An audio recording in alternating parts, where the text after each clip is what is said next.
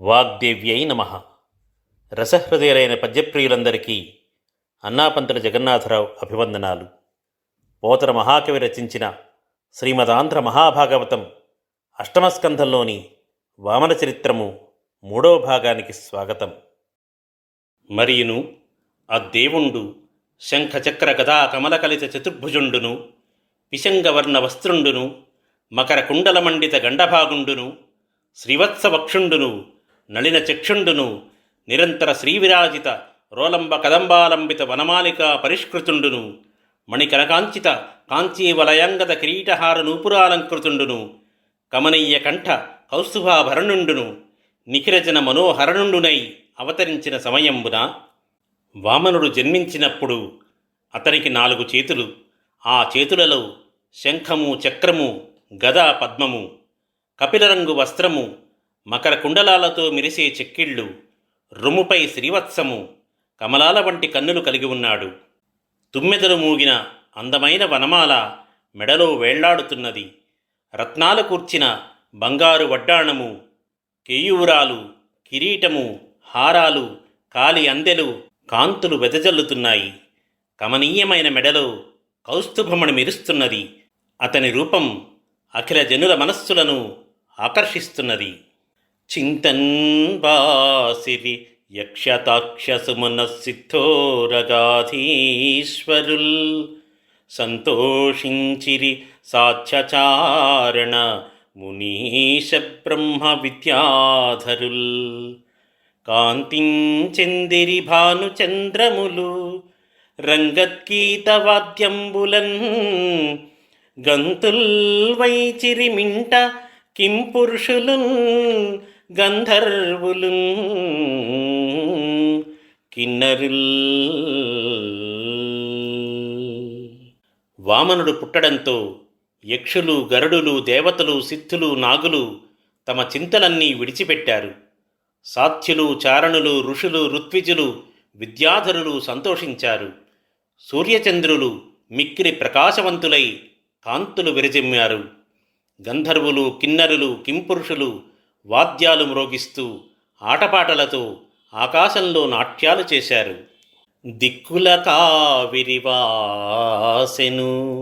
ఎక్కువ నిర్మలతనుందే 7 పయోధుల్ నిక్కమియి నిలిచె ధరణియు చుక్కల త్రోవయును విప్రసుర సేవ్యములై.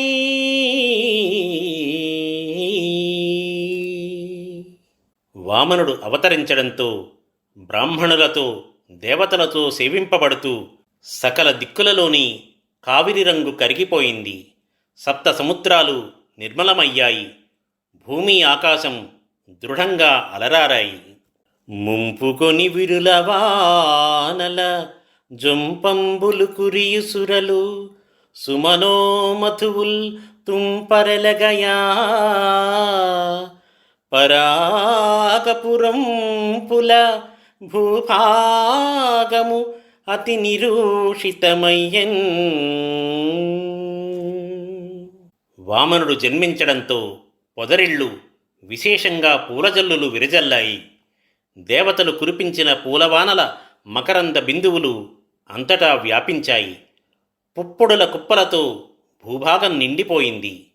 తదనంతరంబా అలా వామనుడు అవతరించిన పిమ్మట ఈ మహానుభావుడు ఎట్లింతకాలంబు ఉదరమందు నిలిచియుండెననుచు అదితి వెరగుపడియే ఆనందజయ శబ్దములను కశ్యపుండు ముగినుతించే. ఇంతటి మహానుభావుడు ఇంతకాలము నా కడుపులో ఎలా ఉన్నాడా అని వామనుడిని చూసి అదితి ఆశ్చర్యపడింది. ఆనందంతో కూడిన జయ జయ శబ్దాలతో కశ్యపుడు స్వామిని సంస్తుతించాడు. అంతన విభుండు సాయుధ సాలంకారంబగు తన దివ్యరూపంబులుజ్జగించి రూపాంతరం భంగీకరించి కపట వటుచందంబున ఉపనయన వయస్కుండైన వామన బాలకుండై తల్లి ముంగట కుమార సముచితాలాపంబులాడుచు క్రీడించు సమయంబున అదితియును తనయ విలోకన పరిణామ పారవస్యంబున అటు పిమ్మట వామనుడు ఆయుధాలు అలంకారాలు కలిగిన తన దివ్యరూపాన్ని వదిలిపెట్టి కపట బ్రహ్మచారిగా మారురూపాన్ని పొందాడు. పొట్టిబారుడుగా ఒడుగు చేయదగిన వయస్సు కలవాడుగా అయ్యాడు. ఆ కొడుకుని చూసి అదితి ఆనందంతో మైమరచి పారవస్యంతో, నన్ను కన్న తండ్రి, నా పాలి దైవమా, నా తపఃఫలంబా, నా కుమారా, నాదు చిన్నివడుగా, నా కులదీపక, రాగదయ్య భాగ్యరాశివగుచూ, రాగదయ్య భాగ్యరాశివగుచూ. కన్నబిడ్డయైన వామనుని, నా కన్నతండ్రి, నా పాలి దైవమా, నా నోముల పంట, నా ముద్దుల కన్నా, నా చిన్నివడుగా, నా వంశాలంకారమా, నా పెన్నిధి రావయ్యా అని పిలుస్తోంది అదితి. అన్నారమ్మని డెగ్గరి చన్నుల పాలేరువారా, సంశ్లేషిణియై చిన్నారి ముఖముని ఉరుచు, కన్నారంజూచే కన్న కడుపైయుంటన్. నా కన్నా రావయ్యా అంటూ అదితి దగ్గరకు పిలిచింది. అక్కున చేర్చుకుంది. మొహాన్ని దువ్వింది. తను కడుపారా కన్న ఆ చిన్నారి బాలుని కన్నుల నిండుగా చూసుకుంది. పురుడీ బోటికి నిందిరా, పురుడంబికగాక ఉరులు పురుడేయనుచున్, పురుటాలికి 10 దినములు పురుడు ప్రవర్తించిరెలమీ పుణ్యపు గరితల్. ఈ ఇల్లాలికి లక్ష్మీపార్వతులే సరిజోడు అయినవారు, ఇతరులు సరిజోడి కాదు అంటూ పెద్ద ముత్తైదువలు బాలెంతరాలైన అతిథికి 10 రోజులు పురుడు నడిపారు. అంతన బాలునకు సంతసంబున మహర్షులు కశ్యప ప్రజాపతిని పురస్కరించుకొని సముచితోపనయన కర్మకలాపంబులు చేయించిరి.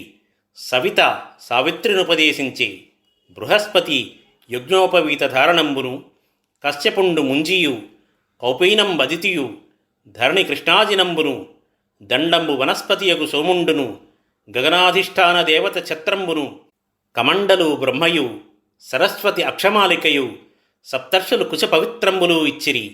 మరియును అటు పిమ్మట వామనుడికి ఒడుగు చేయడం కోసం కశ్యప ప్రజాపతిని ముందుంచుకొని మునీంద్రులు తగిన సకల ఉపనయన కార్యకలాపాలు జరిపించారు.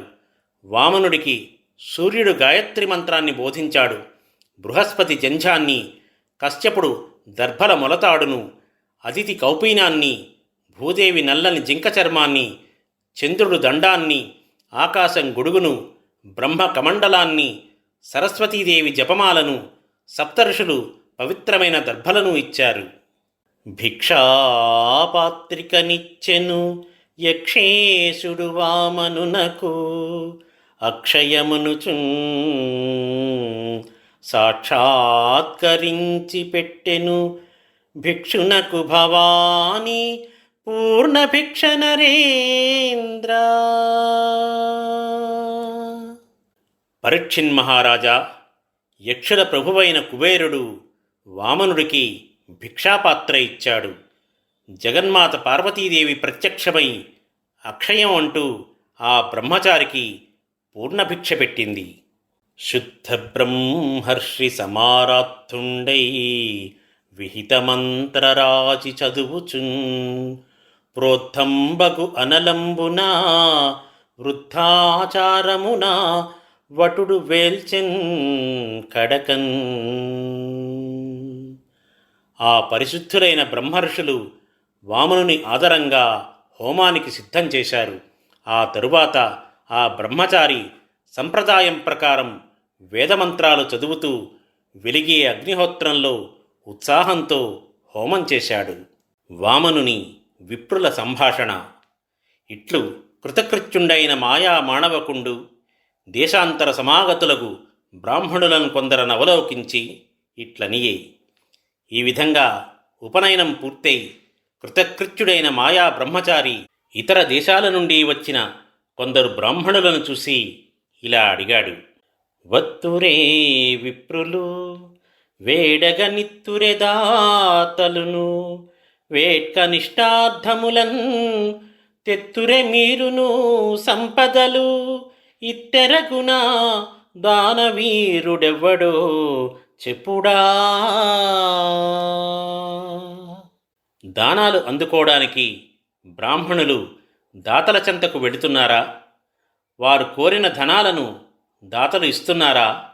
మీరు కూడా అలా ధనాన్ని తెచ్చుకుంటారా? ఈ విధంగా అర్థులకు అడిగినది ఇచ్చే మహాదాత ఎవరో చెప్పండి అని అడిగాడు వామనుడు. అనిన అఖిల దేశీయులకు భూసురులు ఇట్లనిరి.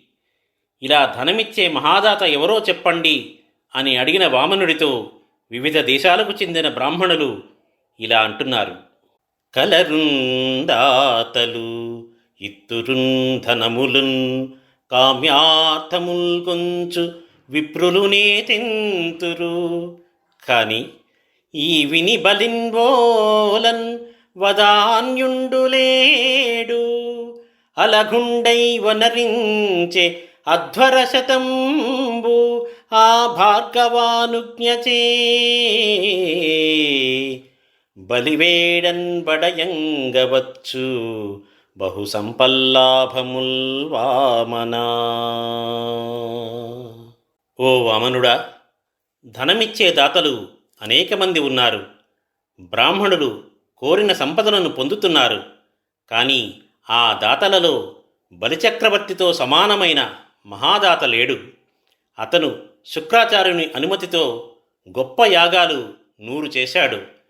అతనిని అడిగితే నీవు గొప్ప సంపద సంపాదించుకోవచ్చు అని తెలియంజెప్పిన బ్రాహ్మణుల వచనంబులాలకించి లోకంబులకును ప్రీతి పుట్టింప పయనంబై లాభవచనంబులు గైకొని తల్లిదండ్రుల వీడ్కొని శుభముహూర్తంబునన్ కదిలి ఆ విధంగా తెలియబరిచిన బ్రాహ్మణుల మాటలు విని లోకాలకు మేలు కలిగించడం కోసం వామనుడు ప్రయాణమయ్యాడు.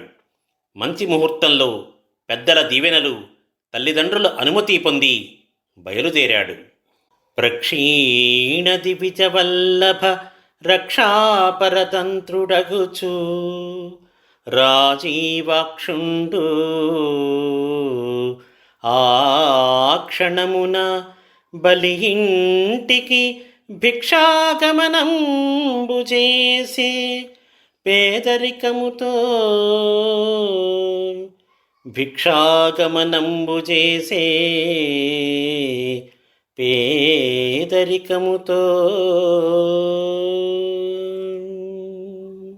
వామనుడు మిక్కిలి దీనుడై ఉన్న దేవేంద్రుడిని కాపాడాలి అనుకున్నాడు. వెంటనే బలిచక్రవర్తిని దానం అడగడానికి నిశ్చయించుకొని పేదరికాన్ని ప్రదర్శిస్తూ బలి నివాసానికి బయలుదేరాడు. హరిహరి సిరియురమునగల హరి హరిహయు కొరకు ధనుజు నడగంజనియన్ పరహితరత మతీతులకు దొరలకు అడుగుటయు ఒడలి తొడవగు పుడమిన్. ఔరా, రొమ్మున లక్ష్మీదేవి కలిగిన మహాసంపన్నుడు విష్ణుమూర్తి. అయినా అతడు ఇంద్రుడి కోసం బలిని బిచ్చమడగడానికి ప్రయాణమై వెళ్ళాడు. ఇతరులకు మేలు చేసే ఉద్దేశంతో బిచ్చమెత్తడం కూడా గొప్పవారికి ఒక అలంకారమే ఈ భూలోకంలో. ఈ పద్యంలోని అలంకార వైభవం గమనించండి.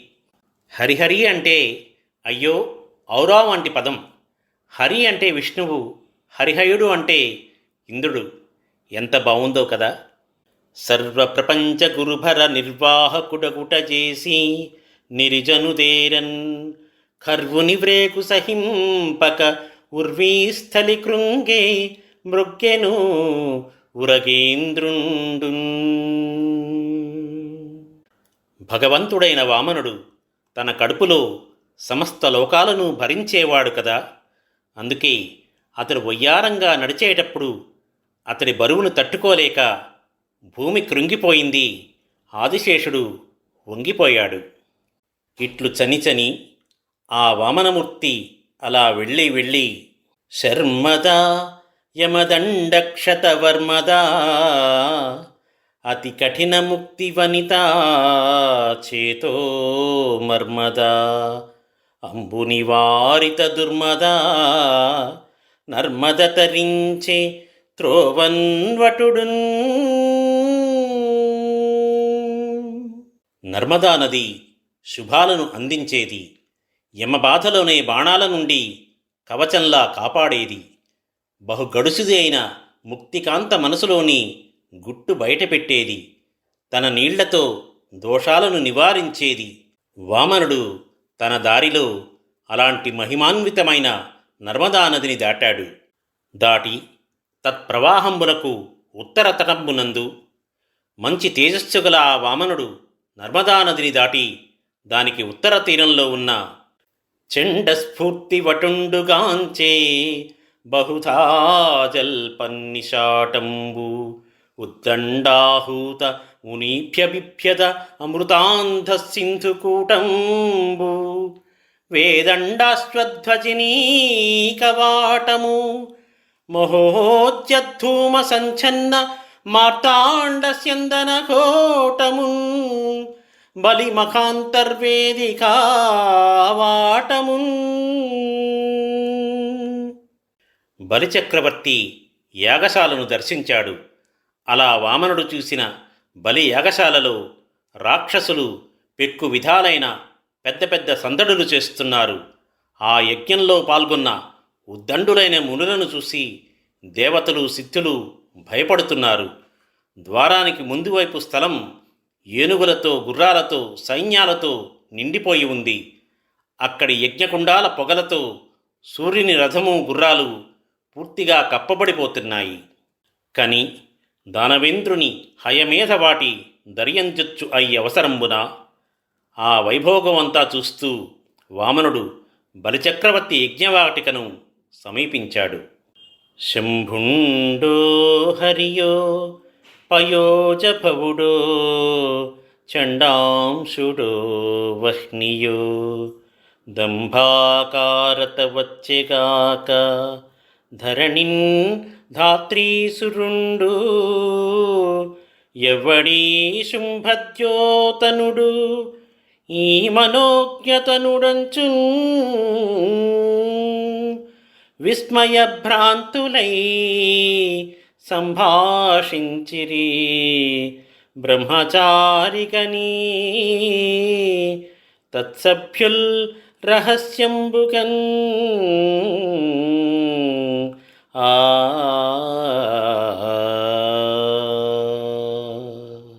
అలా వేంచేసిన వామనుని చూసి సభలోని వారు శివుడో విష్ణువో బ్రహ్మయో సూర్యుడో అగ్నియో ఇలా మారువేషంతో వచ్చి ఉండవచ్చు. ప్రపంచంలో ఇంతటి కాంతి అందము ఉండే బ్రహ్మచారి ఎవరుంటారు అని అనుకుంటూ ఆశ్చర్యంతో చకితులై రహస్యంగా గుసగుసలాడారు. గుజగుజలు పోవువారును గజిబిజి పడువారు చాలా కలకలపడుచున్ గజిబిజియైరి సభాస్థలి ప్రజలెల్లను పొట్టివడుగు పాపని రాకన్. పొట్టి బ్రహ్మచారి అయిన వామనుడు ఆ సభలో ప్రవేశించగానే కొందరు ప్రజలు గుసగుసలాడారు, కొందరు గజిబిజి పడ్డారు, కొందరు తికమక పడ్డారు. అలా ఆ సభలోని వారందరూ పెద్ద కలకలం చేశారు. ఆ సమయంబున బలి సభామండపంబు దర్యంజొచ్చి సభలో అలా కలకలం జరుగుతూ ఉండగా ఆ పొట్టి బ్రహ్మచారి బలిచక్రవర్తి సభామండపం దగ్గరకు చేరాడు.